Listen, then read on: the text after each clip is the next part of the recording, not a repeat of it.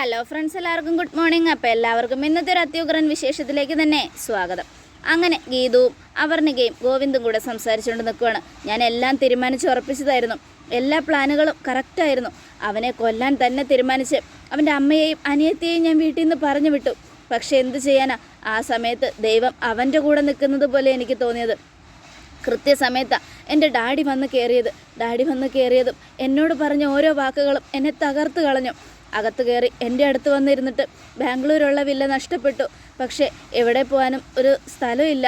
അതുകൊണ്ട് വയസ്സാം കാലത്ത് മോളുടെയും മരുമോൻ്റെയും കൂടെ ഇവിടെ ഏതെങ്കിലും മൂലക്ക് കഴിഞ്ഞോളാന്ന് പറഞ്ഞപ്പോൾ സങ്കടം സഹിക്കാൻ പറ്റിയില്ല. ആ സമയത്തൊന്ന് ചിന്തിച്ചു പോയി. അവനെയും എന്നെയും അവൻ്റെ കുഞ്ഞിനെയും ഒക്കെ കൊന്നിട്ട് എനിക്ക് എന്ത് നേട്ടമാണുള്ളതെന്ന് തോന്നിപ്പോയി. അതെ, അവൻ ചെയ്ത തെറ്റിനുള്ള ശിക്ഷ വലുതാണ്. അതുകൊണ്ട് അവന് ചെറിയ ശിക്ഷയൊന്നും കൊടുത്താൽ പോരാ, വലിയ ശിക്ഷ തന്നെ കൊടുക്കണം. അവനെ വെറുതെ വിടാനും പറ്റില്ല. അതുകൊണ്ട് ഞാനൊന്ന് ചിന്തിച്ചു, പ്രതികാരം ചെയ്യുക. അവന് ചെയ്തതിന് മുഴുവനുള്ള ശിക്ഷ അവന് കൊടുക്കുക. എൻ്റെ ഡാഡിയെ രക്ഷിക്കുകയും വേണം. അവൻ കാരണമാണ് എൻ്റെ ഡാഡി ഇങ്ങനൊരവസ്ഥയിലായത്. ഞാനും എൻ്റെ വയറ്റിൽ കിടക്കുന്ന കുഞ്ഞും അവനുമൊക്കെ ഇല്ലാതായാൽ എൻ്റെ ഡാഡി ഒറ്റയ്ക്കുമായി പോവില്ലേ? അതുകൊണ്ട് അവനെ കൊല്ലണം. അതല്ലാതെ എനിക്ക് വേറെ വഴിയില്ല ഗീതാഞ്ജലി എന്നും അവർണിക പറയുവാണ്. ഇത് കേട്ടതും ഗീതു അവർണികയോട്, അവർണിക, അത്ര പെട്ടെന്ന് മരിക്കേണ്ടവനല്ല അവൻ ചെയ്ത തെറ്റുകൾക്കെല്ലാം ശിക്ഷ അവന് കൊടുക്കണം. അതിന് നമ്മൾ കുറച്ച് കാത്തുനിന്നേ പറ്റും. അത്ര പെട്ടെന്ന് അവനെ കൊന്നു കഴിഞ്ഞാൽ എല്ലാം നമുക്ക് ഈസിയായെന്ന് വിചാരിക്കുന്നത് തെറ്റാണ്. എന്തായാലും നമുക്ക് കാത്തിരിക്കാം. അവനെ കൊല്ലാൻ നമുക്ക് അവസരം വരും. അന്നേരം ഞാനും ഉണ്ടാവും തന്നോടൊപ്പം. പക്ഷേ അവൻ നാട്ടുകാരുടെ മുൻപിൽ പറഞ്ഞുണ്ടാക്കിയ എന്നെക്കുറിച്ചുള്ള തെറ്റിദ്ധാരണ അതൊക്കെ തിരുത്തണ്ടേ? എന്നെ അവൻ തെറ്റിദ്ധരിപ്പിച്ചു. ഞാൻ നിന്നോടൊരു സത്യം പറയാം, ഇതുവരെ ഞാനും കിഷോറുമായിട്ട് ഒരു ബന്ധവും ഇല്ല വർണിക. അതവൻ തന്നെ തെറ്റിദ്ധരിപ്പിച്ചതാ. എന്താ ഗീതാഞ്ജലി ഇത്? അതൊക്കെ എനിക്ക് മനസ്സിലായി. എന്നാലും എന്നെ താനും തെറ്റിദ്ധരിച്ചല്ലോ. സാരമില്ല, എനിക്കതിൽ സങ്കടമൊന്നുമില്ല. പക്ഷേ എനിക്കൊരു സഹായം താൻ ചെയ്തു തരണം. അവനെ കൊണ്ട് തന്നെ എനിക്ക് പറയിപ്പിക്കണം ഞാനൊരു തെറ്റുകാരിയല്ലാന്ന്. ഒരിക്കലും ഞാൻ അവനുമായിട്ടൊരു ബന്ധത്തിലും ഇല്ലാന്ന്. അതുകൊണ്ട് ഇതിൻ്റെ പിന്നിൽ നിന്ന് എല്ലാവരെയും നമ്മൾ വെളിച്ചത്ത് കൊണ്ടുവരികയും വേണം. അതിന് അവൻ മരിക്കുകയല്ല വേണ്ടത്, അവനെ കൊല ചെയ്യണം. പക്ഷേ അതുവരെ താൻ എന്നെ ഒന്ന് സഹായിച്ചേ മതിയാവൂ. ഞാൻ തെറ്റുകാരിയല്ല എന്ന് ഈ ലോകത്തിനും എൻ്റെ കണ്ണേട്ടന് മുൻപിൽ എനിക്ക് തെളിയിക്കണം. കണ്ണേട്ടന് പിന്നെ അറിയാം, അതുകൊണ്ട് കുഴപ്പമില്ല. പക്ഷെ മറ്റു പലരും, നാട്ടുകാരും നമ്മുടെ കമ്പനിയിലുള്ളവരും ഒക്കെ എന്നെ തെറ്റായിട്ട് കാണുന്നുണ്ടെങ്കിൽ അവരുടെയൊക്കെ മുൻപിൽ എനിക്കെല്ലാം തെളിയിച്ചേ പറ്റൂ അവർണിക. അതിന് താൻ എന്നെ സഹായിക്കണം. അത് കേട്ടതും അവർണികയ്ക്ക് സങ്കടമായി. അവർണിക ഗീതുവിൻ്റെ കൈ ചേർത്ത് പിടിച്ചു. എന്നിട്ട്, ഉറപ്പായിട്ടും ഞാൻ ഗീതാഞ്ജലിയെ സംശയിച്ചു എന്നുള്ളത് സത്യ. പക്ഷേ താൻ എന്നും എൻ്റെ ബെസ്റ്റ് ഫ്രണ്ടാണ്. തനിക്ക് വേണ്ടി മരിക്കാൻ വരെ ഞാൻ തയ്യാറാണ് ഗീതാഞ്ജലി. അതുകൊണ്ട് താൻ എന്ത് പറഞ്ഞാലും ഞാൻ അനുസരിക്കും. ഈ നിമിഷം മരിക്കണോ? ഞാൻ മരിക്കും. അത് കേട്ടതും ഗീതുവിന് സന്തോഷമായി. മതി, എനിക്ക് ഇത്രയും കേട്ടാൽ മതി അവർണിക. എൻ്റെ ഒപ്പം ആരെങ്കിലും ഒരാൾ ഉണ്ടായാൽ മതി, എനിക്ക് സമാധാനത്തോടെ മുന്നോട്ട് പോയി. അത് കേട്ടതും അവർണിക, പക്ഷേ കിച്ചു എന്ന് പറയുന്നവനെ ഒരിക്കലും വെറുതെ വിടരുതല്ലോ ഗീതാഞ്ജലി. അതിന് നമ്മൾ എന്താ ചെയ്യേണ്ടത്? അപ്പോൾ ഗോവിന്ദ് മുന്നിൽ വന്നു. ഞാൻ പറഞ്ഞുതരാം. അവൻ തെറ്റുകാരനാണെന്ന് നമ്മൾ അറിഞ്ഞുവെന്ന് അവൻ അറിഞ്ഞാൽ അവൻ നാട് വിടും. പിന്നെ അവനെ മഷിയിട്ട് നോക്കിയാൽ പോലും നമുക്ക് കിട്ടില്ല വർണിക. അതുകൊണ്ട് നമ്മൾ അവനെക്കുറിച്ചുള്ള കാര്യങ്ങൾ മനസ്സിലാക്കിയെന്ന് അവൻ അറിയാൻ പാടില്ല. പിന്നെ എന്താ സാർ നമ്മൾ ചെയ്യേണ്ടത്? പിന്നെ എന്താ ചെയ്യേണ്ടതെന്ന് ചോദിച്ചാൽ, ഇനിയും ഗീതവുമായിട്ട് കിച്ചുവിന് ബന്ധമുണ്ടെന്നുള്ള രീതിയിൽ അവർണിക അവനോട് സംസാരിക്കണം. കയറണം. അതാണ് അവന് വേണ്ടത്. അങ്ങനെ നമ്മൾ ചെയ്യുമ്പോൾ അവന് അവിടെ പിടിച്ചു നിൽക്കാനുള്ളൊരു അവസരവും കൂടിയാണ്. അങ്ങനെ അവൻ ഓരോ ദിവസം ചെയ്യുമ്പോഴും ഇതിൻ്റെ പിന്നിൽ പ്രവർത്തിക്കുന്നത് ആരാണെങ്കിലും അവരെ കണ്ടുപിടിക്കാൻ കഴിയും. കിഷോർ എന്തായാലും ഇതൊറ്റയ്ക്ക് ചെയ്യില്ല. ഇതിൻ്റെ പിന്നിൽ മറ്റു പലരും ഉണ്ട്. അതുകൊണ്ട് അതൊക്കെ ആരാണെന്ന് കണ്ടുപിടിച്ചാലേ നമുക്ക് അവനെ എന്തായാലും ശിക്ഷിക്കാൻ കഴിയും. അതിനുവേണ്ടി നമ്മൾ ഏതറ്റം വരെ പോകേണ്ടി വന്നാലും പോണം വർണിക. അവനോട് പ്രതികാരം ചെയ്യാൻ നമുക്കിനിയും സമയമുണ്ട്. ആ സമയത്തിനുള്ളിൽ നമ്മൾ അവൻ്റെ പിന്നിൽ നിന്ന് കളിക്കുന്നത് ആരാണെന്നൊക്കെ കണ്ടുപിടിച്ചേ മതിയാവും. അത് കേട്ടതും ശരി, ഞാൻ അങ്ങനെ തന്നെ ചെയ്യാം. പക്ഷേ കിച്ചുവിൻ്റെ മുൻപിൽ ഗീതാഞ്ജലിയെ സംശയിക്കുക എന്ന് പറയുന്നത് എനിക്കങ്ങോട്ട് സഹിക്കാൻ പോലും കഴിയുന്നില്ല. ഒരു തെറ്റും ചെയ്യാത്ത ഗീതാഞ്ജലിയെ ഞാൻ സംശയിച്ച് തന്നെ ഞാനിപ്പോൾ കുറ്റബോധത്തോടെ നിൽക്കുക. സാരമില്ല, ഞങ്ങളുടെ അനുവാദത്തോടു കൂടെ തന്നെയല്ലേ, പിന്നെ എന്തിനാ ടെൻഷൻ അടിക്കുന്നത്? അതെ, അവനെപ്പോലെ ഒരു ക്രൂരനായ ചതിയനെ നിയമത്തിന് മുൻപിൽ കൊണ്ടുവരണമെങ്കിലും അവന് ശിക്ഷ വിധിക്കണമെങ്കിലും ഉറപ്പായിട്ടും നമ്മൾ അവനെ വെളിച്ചത്ത് കൊണ്ടുവന്നേ പറ്റൂ. അവൻ്റെ തെറ്റുകൾ അവനെ ചൂണ്ടിക്കാണിച്ച് അവനെ ശിക്ഷിച്ചേ മതിയാകൂ. അതിനുവേണ്ടി നമ്മൾ ഏതറ്റം വരെ പോകേണ്ടി വന്നാലും പോണം വർണിക. ഉണ്ടാവും ഗീതാഞ്ജലി, ഞാനുണ്ടാവും. ഏതറ്റം വരെ വേണമെങ്കിലും ഞാനുണ്ടാവും. പിന്നെ തന്നോട് രാധികാമ്മ മാഡം സംസാരിച്ചു എന്നല്ലേ പറഞ്ഞത്. അങ്ങനെ രാധികാമ്മ എന്തെങ്കിലും സംസാരിച്ചിട്ടുണ്ടെങ്കിൽ താൻ ചെന്ന് രാധികാമ്മയോട് പറയണം. ഗീതാഞ്ജലിയോട് ഇപ്പോഴും തനിക്ക് ദേഷ്യമാണ്. തൻ്റെ കിച്ചുവിനെ തട്ടിയെടുക്കാൻ നോക്കുന്ന സ്ഥാനത്താണ് ഗീതാഞ്ജലി നിൽക്കുന്നത്. പിന്നെ എന്നൊക്കെ പറഞ്ഞ് വിശ്വസിപ്പിക്കണം. ഗീതാഞ്ജലിയെ തനിക്ക് ഒരിക്കലും ഇനി സ്നേഹിക്കാൻ കഴിയില്ല എന്നും ഗീതാഞ്ജലിയെ പോലെ ഒരു വൃത്തികെട്ട പെണ്ണ് ഈ നാട്ടിലില്ല എന്നും ഒക്കെ രാധികാമ്മയെ പറഞ്ഞ് ബോധ്യപ്പെടുത്തണം. അങ്ങനെ ബോധ്യപ്പെടുമ്പോൾ അവരുടെ മനസ്സിൽ ആ ഒരു ഇതുണ്ടല്ലോ, ആ സന്തോഷം അത് പുറത്തു വരും. അതൊക്കെ എന്താണെന്ന് താൻ കണ്ടുപിടിച്ച് എന്നോട് പറയണം. അത് കേട്ടതും ഗോവിന്ദ്, അങ്ങനെ രാധികാമ്മയുടെ മാത്രം കണ്ടുപിടിച്ചിട്ട് കാര്യമില്ല. രാധികാമ്മ മാത്രമല്ല ഇതിന് പിന്നിൽ, മറ്റു പലരും ഉണ്ട്. അതൊക്കെ ആരാണെന്ന് തിരിച്ചറിഞ്ഞാൽ മതിയാവും. അതെ, എല്ലാവരുടെയും കാര്യം തന്നെ ഞാൻ പറയുന്നത്. രാധികാമ്മ മാത്രമല്ല, അതിൻ്റെ പിന്നിൽ പ്രവർത്തിച്ചിരിക്കുന്ന ആരൊക്കെയാണോ അവരെയൊക്കെ മുന്നിൽ കൊണ്ടുവന്നേ പറ്റൂ എന്നും പറഞ്ഞ ഗീതു. ഈ സമയം അവർണിക, ശരി ഗീതാഞ്ജലി പറഞ്ഞതുപോലെ തന്നെ ഞാൻ ഇന്നു മുതൽ എൻ്റെ കളി തുടങ്ങാൻ പോവുക. കിഷോറിൻ്റെ മുൻപിൽ ഇനി വെറും നാടകക്കളിക്കാരി മാത്രമായിരിക്കും ഞാൻ. അവൻ ചെയ്യുന്ന ഓരോ പ്രവൃത്തികളും എല്ലാം അറിഞ്ഞിട്ടും അറിയാത്തതുപോലെ ഞാൻ അവനെ സോപ്പിട്ട് നിൽക്കും. എന്നിട്ട് കണ്ടുപിടിക്കുകയും ചെയ്യും. എന്തായാലും ഗീതാഞ്ജലിയെങ്കിലും ഞാൻ രക്ഷിക്കും. അവനെപ്പോലെ ഒരു വൃത്തികെട്ടവൻ എൻ്റെ ഭർത്താവായതിൽ എനിക്ക് സങ്കടമുണ്ട്.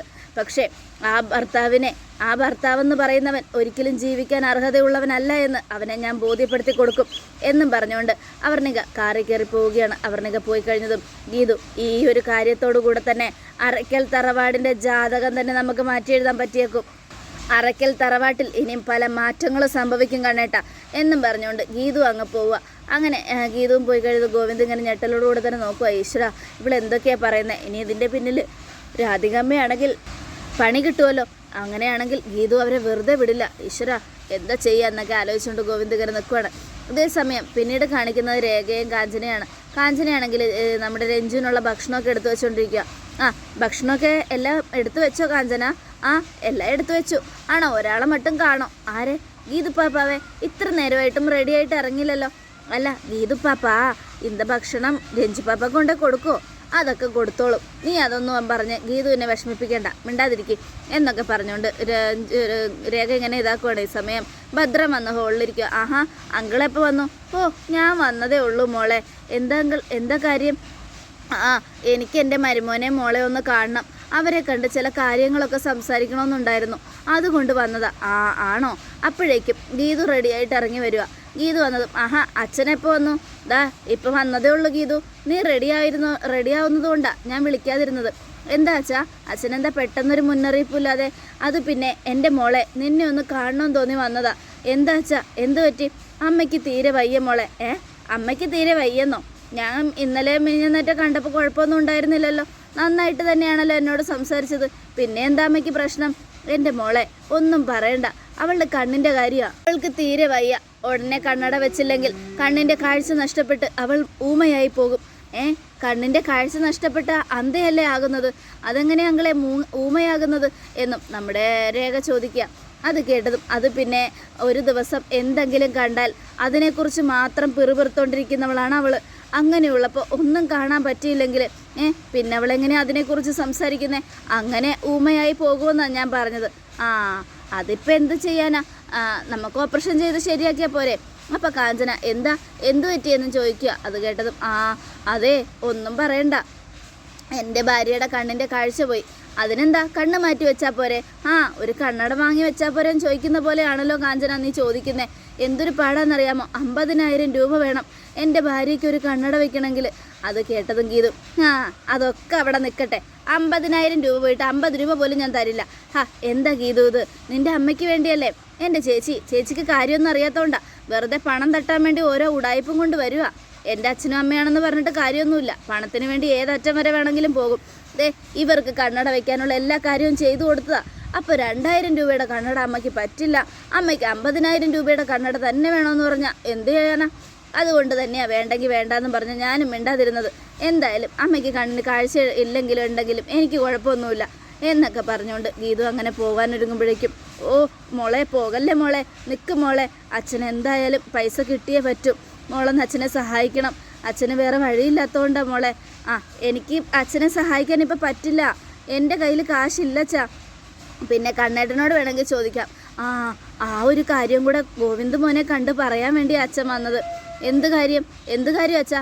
അത് പിന്നെ ദേ ഇവിടെയൊക്കെ പല പ്രശ്നങ്ങളും നടക്കുന്നുണ്ട്. ആ കിഷോർ എന്ന് പറയുന്നവൻ മോളെക്കുറിച്ചും ആ കിഷോറിനെ കുറിച്ചൊക്കെ ഒരുപാട് നാട്ടുകാരോട് പറഞ്ഞുണ്ടാക്കിക്കൊണ്ട് നടക്കുന്ന പോലെ അച്ഛന് തോന്നി. നിങ്ങളുടെ പഴയ ബന്ധം വീണ്ടും ആൾക്കാർ കുത്തിപ്പൊക്കുന്നുണ്ടോ എന്നൊരു സംശയം. അങ്ങനെ വല്ലോ സംശയിച്ചാൽ ദേ ഗോവിന്ദൻ്റെ മനസ്സിൽ എന്തായിരിക്കും അവസ്ഥ? ഗോവിന്ദ് ചിലപ്പോൾ മോളെ സംശയിച്ചാലോ? അത് കേട്ടതും ഗീതും അച്ഛൻ ഇതിലെന്തെങ്കിലും ബന്ധമുണ്ടോ എന്നറിയണമെങ്കിൽ ഇവിടെ അഭിനയിച്ചേ പറ്റൂ. അതിനെക്കുറിച്ചൊന്നും പറയണ്ട അച്ഛ. അത് ആ കാര്യം പറഞ്ഞ് ഇപ്പോൾ കണ്ണേട്ടന് എന്നും എന്നോട് വഴക്കാം, എന്നെ ഉപദ്രവിക്കാറുമുണ്ട്. എന്തു ചെയ്യാനാ? എനിക്കതിനെ തെളിയിക്കാൻ പറ്റില്ലല്ലോ. അതുകൊണ്ട് ഞാനും ഒന്നും മിണ്ടാതെ നിൽക്കുവാണ് അച്ഛ. എന്തൊക്കെ പറഞ്ഞാലും എന്നെ വിശ്വസിക്കുന്നില്ല കണ്ണേട്ടൻ. ആ കിഷോർ എന്ന് പറയുന്നവനുമായിട്ട് ഇപ്പോഴും എനിക്ക് ബന്ധമുണ്ടെന്ന് തന്നെയാണ് കണ്ണേട്ടൻ്റെ വിശ്വാസം. അതും കൂടെ പറഞ്ഞ് ബോധ്യപ്പെടുത്താനാണ് മോളെ അച്ഛൻ വന്നത്. അങ്ങനെ എൻ്റെ മോളെ അവിശ്വസിക്കരുന്ന്. ഇനി അച്ഛനൊന്നും പറഞ്ഞിട്ട് കാര്യമില്ല. കണ്ണേട്ടൻ എന്നെ വിശ്വസിക്കില്ല അച്ഛാ. അതുകൊണ്ടിപ്പോൾ ഞാൻ എന്ത് ചെയ്യാനാ അച്ഛാ എന്നൊക്കെ പറഞ്ഞുകൊണ്ട് ഗീതു കരയുന്ന പോലെ അഭിനയിക്കുക. അപ്പം ഭദ്രൻ, എന്തായാലും ഞാൻ ആഗ്രഹിച്ചതുപോലെ കാര്യങ്ങളൊക്കെ നടന്നു. ഇവർ തമ്മിൽ ഏതാണ്ട് പിരിയേണ്ട അടുത്തെത്തി. ഇനി ഇത് കിഷോറിനോട് പറഞ്ഞ് അവനോട് കാശ് തട്ടണം. എന്നെ രക്ഷിക്കാൻ ആർക്കും കഴിയില്ല അച്ഛ. അച്ഛൻ എന്തു ചെയ്യാനാ എന്നൊക്കെ പറഞ്ഞുകൊണ്ടിരിക്കുമ്പോൾ അത് പിന്നെ മോളെ എനിക്ക് ചെയ്യാൻ പറ്റുന്നത് എന്നും പറഞ്ഞുകൊണ്ട് നോക്കുമ്പോഴേക്കും വിലാസിന് കയറി വരിക. അമ്മയ്ക്ക് ചെയ്യാൻ പറ്റുമെന്നോ? അമ്മ എന്ത് ചെയ്യാനാച്ചാ? അതല്ല മോളെ, മോളുടെ അമ്മ. അത് കേട്ടതും വിലാസിന് തുറച്ചു നോക്കിക്കൊണ്ട് നിൽക്കുന്നത് ഗീതു കാണുക. അതെ, എനിക്ക് അപ്പോഴേ മനസ്സിലായായിരുന്നു നിങ്ങൾ എന്നെ മാറ്റി നിർത്തി ഇങ്ങോട്ട് വന്നപ്പോഴേക്കും. എൻ്റെ പേരും പറഞ്ഞ് ഗീതുവിനോട് പണം മേടിക്കാൻ വേണ്ടി നിങ്ങൾ വന്നതല്ലേ? സമ്മതിക്കില്ല ഞാൻ, അതിനനുവദിക്കില്ല ഞാൻ. എന്താ അമ്മ ഈ പറയുന്നത്? അതേ മോളെ, ഇങ്ങേർക്കിപ്പോൾ എന്നെ വേണ്ട. ഏത് നേരവും ഇങ്ങേര് കാശും കൊണ്ട് നടക്കുക. പൂത്ത കാശുണ്ട് ഇയാളുടെ കയ്യിൽ, എന്നാൽ 5 പൈസ എനിക്ക് തരുന്നില്ല. കാശുണ്ടെന്നോ? അതെ, അച്ഛനെവിടുന്നാണ് കാശ് കിട്ടിയത്? എൻ്റെ കയ്യിൽ കാശൊന്നുമില്ല മോളെ. ഇല്ല മോളെ, പച്ചക്കള്ളവാ. ഇയാളുടെ കയ്യിൽ ഇഷ്ടം പോലെ കാശുണ്ട്. നോട്ടുകെട്ടുകൾ ഇരിക്കുന്നത് ഞാൻ കണ്ടതല്ലേ. ആരോ കൊടുത്തിട്ടുണ്ട് കാശ്. എന്ത് ചെയ്യാനാ? ആരുടെയോ കുടുംബം തകർക്കാൻ വേണ്ടി കൊടുത്തതായിരിക്കും. അത് കേട്ടതും ഗീതു, ആരുടെ കുടുംബം അച്ഛാ? ആരുടെ കുടുംബം തകർക്കാനാ എന്നും ചോദിക്കുകയാണ്. എൻ്റെ മോളെ, സ്വന്തം കുടുംബം പോലും നോക്കാൻ നേരമില്ല. അങ്ങനെയുള്ളപ്പോഴാണോ ഞാൻ മറ്റുള്ളവരുടെ കുടുംബം തകർക്കാൻ നടക്കുന്നത്? അങ്ങനെയൊന്നും എനിക്ക് ആഗ്രഹമില്ല മോളെ. അതൊക്കെ എനിക്ക് വേണ്ട, എനിക്ക് ആവശ്യമുള്ള കാശാ എന്നും ഭദ്രം പറയാണ്. കള്ളമാണ് മോളെ. ഇയാളുടെ മനസ്സിലിപ്പോൾ പല കള്ളത്തരങ്ങളും ഉണ്ട്. എന്നെ ഇല്ലാണ്ടാക്കിയിട്ട് വേറെ ആരെങ്ങളുടെ കൂടെയൊക്കെ ജീവിക്കാൻ വേണ്ടി ഇയാളുടെ തയ്യാറെടുപ്പ്. അച്ഛൻ എത്രയൊക്കെ കാശ് കിട്ടിയാലും അമ്മയെ ഒഴിവാക്കില്ല എന്നുള്ള സത്യം എനിക്കറിയാമേ. അങ്ങനെയൊന്നും അച്ഛൻ ചെയ്യില്ല. അങ്ങനെ പറഞ്ഞു കൊടുക്കും മോളെ. ഇല്ല മോളെ, പച്ചക്കള്ളവാ. ഇയാളിപ്പോൾ പഴയ മോളുടെ അച്ഛനല്ല. ഇയാൾക്ക് കാര്യമായിട്ട് ആരോ കാശ് കൊടുക്കുന്നുണ്ട്. എന്താണെന്നൊന്നും എനിക്കറിയില്ല. പക്ഷേ എൻ്റെ പേരും പറഞ്ഞ് കാശ് വാങ്ങാൻ ഞാൻ സമ്മതിക്കത്തുമില്ല. ഇതിപ്പോൾ 2 പേരും കൂടെ നിന്ന് എത്ര അടിയിട്ടിട്ടും കാര്യമില്ല. എൻ്റെ കയ്യിൽ 5 പൈസയില്ല. അതുകൊണ്ട് എൻ്റെ മുമ്പിൽ ഒന്ന് നാടകം കളിക്കുകയും വേണ്ട. ഇനിയിപ്പോൾ എന്തെങ്കിലും വേണമെങ്കിൽ പിന്നെ വാ, ഞാനിപ്പോൾ ഇത്തിരി തിരക്കായിപ്പോയി എന്നും പറഞ്ഞുകൊണ്ട് ഗീതു അവിടെ നിന്ന് പോവുക. ഗീതു പോയി കഴിഞ്ഞു. നിങ്ങളോട് ഞാൻ അപ്പോഴേ പറഞ്ഞതാ, എനിക്ക് കിട്ടേണ്ട കാശും ഇല്ലാണ്ടായി. എല്ലാത്തിനും കാരണക്കാരൻ നിങ്ങൾ ഒറ്റ ഒരുത്തൻ എന്നും പറഞ്ഞുകൊണ്ട് 2 കൂടെ അടിയിട്ടുണ്ടെങ്കിൽ രേഖയും കാഞ്ചനയും കൂടെ, അതെ നിങ്ങൾ അകത്തേക്ക് വാ, വല്ലതും കഴിക്കാം. എനിക്ക് വേണ്ട, ഭക്ഷണം കഴിക്കാനുള്ള മൂടും പോയി. അപ്പോഴേക്കും ഇവൾക്ക് വേണ്ടെങ്കിൽ വേണ്ട, എനിക്ക് വേണം മോളെ, നീ വിളമ്പി വയ്ക്ക്, എനിക്ക് വിശക്കുന്നുണ്ട്. എന്തായാലും വന്ന സ്ഥിതിക്ക് എന്തായാലും കഴിച്ചിട്ട് പോവാം. അത് കേട്ടതും നിങ്ങൾ കഴിക്ക്, മൂക്കുമുട്ട തിന്നെ. ആൻറ്റി ഭാഗത്തേക്ക് നമുക്ക് എന്തെങ്കിലും പരിഹാരം ഉണ്ടാക്കാം. ആ വാക്കിന് വേണ്ടി പോരുത്. പരിഹാരം ഉണ്ടാക്കാമെന്ന് പറഞ്ഞ് ഒരു പരിഹാരവും ഇല്ല എന്നും പറഞ്ഞുകൊണ്ട് വിലാസിന് ദേഷ്യപ്പെട്ട് അങ്ങ് പോവുക. അപ്പോൾ ഭദ്രം കഴിക്കാനായിട്ട് പോവുകയാണ്. ഈ സമയം ഇങ്ങനെ 2 ഉണ്ടായിരുന്നെങ്കിൽ നാട് മുഴുവനും നന്നായി തന്നെ എന്ന് പറഞ്ഞുകൊണ്ട് കാഞ്ചനയും കളിയാക്കുവാണ്. ഈ സമയം പിന്നീട് കാണിക്കുന്നത് ഹോസ്പിറ്റലിലാണ്. ഹോസ്പിറ്റലിൽ ഗീതു ഇങ്ങനെ ഓരോന്ന് ആലോചിച്ചുകൊണ്ട് വരികയാണ്. ഈശ്വര, ഇനി എന്തെങ്കിലും പ്രശ്നം ഉണ്ടെങ്കിൽ അതിൻ്റെ പിന്നിൽ അച്ഛനാണോ? കിഷോറിന് എല്ലാം ചോർത്തി കൊടുക്കുന്നത് അച്ഛനാണോ? അച്ഛൻ്റെ കയ്യിൽ കുറേ കാശ് കിട്ടിയെന്ന് അമ്മ പറഞ്ഞു. അങ്ങനെയാണെങ്കിൽ അതിൻ്റെ പിന്നിൽ അച്ഛനാണോ? എനിക്ക് ഒന്നും ചിന്തിക്കാൻ പോലും പറ്റുന്നില്ല. അങ്ങനെ അച്ഛൻ സ്വന്തം മകളെ ചതിക്കാൻ ഇങ്ങനെ കൂട്ടു നിൽക്കുമോ? ഒരിക്കലും ഒരച്ഛന്മാരും അങ്ങനെ ചെയ്യില്ല. പക്ഷേ കിഷോറിന് വലിയ തുക ഓഫർ ചെയ്തിട്ടുണ്ടാവും. അങ്ങനെ ചെയ്തിട്ടുണ്ടെങ്കിൽ ഉറപ്പായിട്ടും പണം കണ്ട അച്ഛൻ വീഴും. ഒരു പിടിയും കിട്ടുന്നില്ലല്ലോ. അപ്പോഴേക്ക് അജാസ് വന്നു. അനിയത്തിക്കുട്ടി എന്തെങ്ങനെ ഇരിക്കുന്നേ? അതെ, ഞാൻ കാറിൽ വെച്ച് തന്നെ ഒരു കാര്യം ചോദിക്കണമെന്ന് കരുതിയതാ. എന്തായി, ധ്യാനിനെക്കുറിച്ച് വല്ല വിവരം കിട്ടിയോ? അതൊക്കെ കിട്ടി. അജാസിക്ക് ആയതുകൊണ്ട് പറയാം. ധ്യാനേ രഞ്ജുവിനെ ഈ ലോകത്ത് ഏറ്റവും കൂടുതൽ സ്നേഹിക്കുന്ന ഒരാളാണ്. ആണോ? എന്നിട്ട് എന്താ അയാൾ പോയി കളഞ്ഞത്? അത് പിന്നെ രഞ്ജുവിനെ സ്നേഹിച്ചതിൻ്റെ പേരിൽ അയാളെ ഇവിടെ നിന്ന് പോകാൻ വെച്ചാണ്. പാവം, പേടിപ്പിച്ച് പറഞ്ഞു വിട്ടതാ. എന്നിട്ട് എന്താ? അതൊക്കെ പിന്നീട് പരിഹരിക്കാമെന്ന് ഞാൻ പറഞ്ഞിട്ടുണ്ട്. അപ്പോൾ ഗോവിന്ദ് സാറിനോടുള്ള സംശയമൊക്കെ മാറിയല്ലോ അല്ലേ പെങ്ങളെ? ഏയ് അതൊന്നും മാറിയിട്ടില്ല. ആ മാടപ്പെട്ടി എങ്ങനെ രഞ്ജുവിൻ്റെ കയ്യിലെത്തിയെന്ന് എനിക്ക് അറിയണമല്ലോ. ആ അത് പിന്നെ ചിലപ്പോൾ എന്തെങ്കിലും കഷ്ടം വന്നപ്പോൾ രഞ്ജുവിനെടുത്ത് കൊടുത്തിട്ടുണ്ടാവും. അത് തിരിച്ചു കൊടുക്കാൻ വൈകിയപ്പോഴായിരിക്കും ഗോവിന്ദ് സാറും രഞ്ജുവും തമ്മിൽ വഴക്കായത്. അതൊക്കെ നമുക്ക് പിന്നീട് അന്വേഷിക്കാം. എന്തായാലും ഞാനിന്ന് രഞ്ജുവിനെ കണ്ടേച്ചു വരട്ടെ. എന്നാൽ ശരി, എന്നാലേ ബാക്കിയുള്ള കാര്യങ്ങളും കൂടെ ഞാൻ അന്വേഷിക്കാം എന്നും പറഞ്ഞ് അജാസ് അങ്ങ് പോയി. സമയം ചെന്നപ്പോൾ രഞ്ജു ഡോക്ടറുമായിട്ട് സംസാരിച്ചുകൊണ്ട് നിൽക്കുന്ന ഒളിഞ്ഞു നിന്ന് നോക്കുക വിജയലക്ഷ്മി. അത് കണ്ട് കരയുവാണ്. അത് കണ്ടതും ഗീതുവിന് ഭയങ്കര സങ്കടമായി.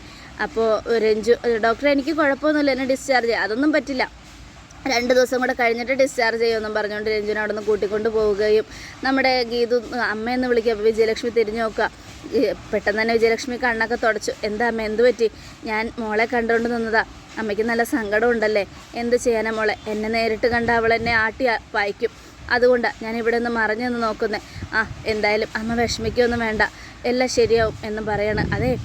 ദേ രഞ്ജുവിനെ റൂമിലേക്ക് കൊണ്ടുപോകാൻ പോവുക. ഞാൻ അവസാനമായിട്ടൊന്നും കൂടെ അവളൊന്ന് കാണട്ടെ കേട്ടോ എന്നും പറഞ്ഞുകൊണ്ട്, അവസാനമായിട്ടല്ല കേട്ടോ, അല്ല ഒന്നും കൂടെ ഒന്ന് കണ്ടെന്ന് പറഞ്ഞുകൊണ്ട് ഓടി അങ്ങ് ചെല്ലുകയാണ്.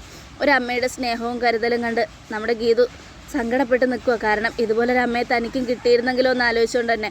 അതോടുകൂടി എപ്പിസോഡ് അവസാനിക്കുകയാണ്. നാളത്തെ ഒരു തകർപ്പൻ വിശേഷത്തിനായിട്ട് കാത്തിരിക്കുക. എല്ലാവർക്കും ഒരിക്കൽ കൂടെ നല്ലൊരു ശുഭദിനം തന്നെ ആയിക്കോട്ടെ. Thank you friends.